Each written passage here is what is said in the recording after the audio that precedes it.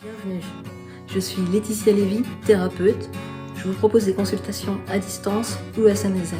Je suis ravie de faire cette vidéo. Merci de liker, de vous abonner à ma chaîne. Merci infiniment, ça compte pour moi.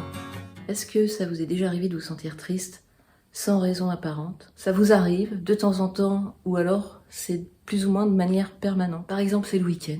Vous vous sentez pas bien, vous vous sentez avec peu d'énergie, vous vous sentez morose, triste, voire désespéré, irrité ou irritable. Pourtant c'est le week-end, la semaine est finie. Normalement, le week-end, c'est fait pour en profiter, normalement. Donc vous vous jugez, vous vous trouvez pas normal, et ça en rajoute. Et puis c'est quelque chose, quand ça nous arrive, on a du mal à l'exprimer.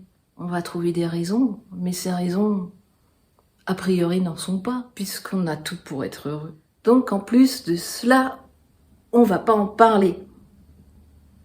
Peut-être qu'on a bien raison.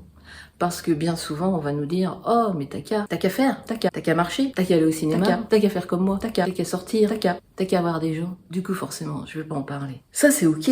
Mais si je pouvais rester chez moi, sans m'en rajouter aussi, sans m'en vouloir, sans me culpabiliser, sans me juger, sans me dire que je suis pas normale.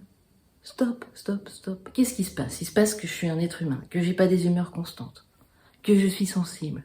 Et puis il se passe aussi sûrement quelque chose de plus profond dont je n'ai pas conscience. C'est que ce que je ressens aujourd'hui, l'état dans lequel je suis, morose, pas bien, triste, seule, c'est quelque chose qui s'est engrammé en moi. C'est comme une mémoire. Cette tristesse, ce côté morose, je l'ai éprouvé, sûrement souvent.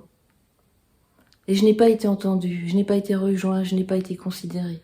Et mon enfant intérieur le vit aujourd'hui. Tellement fort que ça impacte sur ma vie. Ça m'est difficile d'aller vers les autres, ça m'est difficile d'avoir de l'énergie, ça m'est difficile de plein de choses, parce que cet enfant intérieur se sent seul, pas intéressant. Et de s'en rendre compte, c'est super important. De se rendre compte que c'est quelque chose d'engrammé, un souvenir, un ressenti qui est toujours là au moment présent.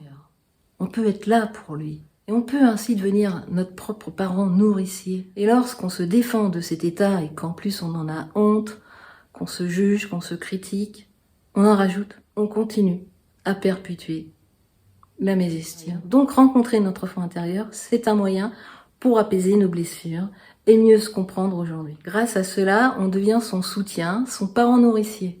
On développe plus de confiance, d'estime de soi, on est plus heureux, plus épanoui dans la vie, on est plus à l'aise avec les autres et surtout avec soi. Donc c'est quelque chose que je mets beaucoup en pratique dans mes accompagnements. N'hésitez pas à prendre un rendez-vous si vous en sentez la nécessité.